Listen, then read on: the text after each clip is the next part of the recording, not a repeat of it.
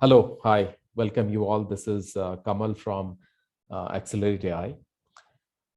I get a lot of questions from some of the data science aspirants or those who are also practitioners about how do we follow some of the key aspects of machine learning, what to do, how to get a grip of the some of the aspects of the field of machine learning.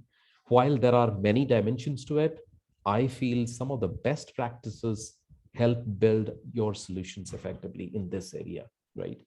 And I'm going to tell you about some three, four key tips that you can follow.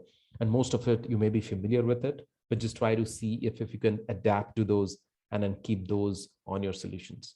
One, give importance on your data, obviously, right? And EDA process to understand the data well. EDA is your exploratory data analysis, which is very important for us to get a grip on the data, how we are going to understand it. Then only we can apply some of the features and then, of course, the models around it. That's one. Second, try to start from simpler algorithms to solve a problem and then move on to relatively complex algorithms.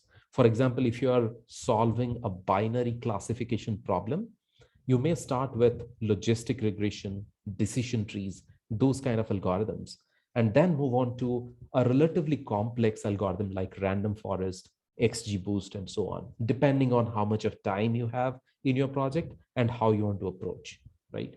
Third, the third point is always have at least three algorithms to compare in your model evaluation process to come up with the best champion model out of those.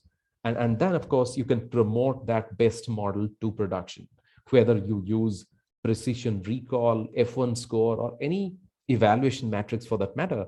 It's very important for you to go through at least two or three so that you can compare in the current business context, whatever is your goal and whatever is your data and patterns. The number four, have your architecture as an end-to-end pipeline and then build your components accordingly for specific tasks and keep them separate. So for example, ideally, reading the data, data cleansing and transformation, then training of a model, then prediction generation, or writing your output to some desired file formats or destination databases. All of these should be separate component to manage and scale them better in your entire pipeline. Accelerate AI is conducting a data science practicum this Sunday on 28 November. Don't miss out to join the experience and help your learning journey move forward. Thank you so much.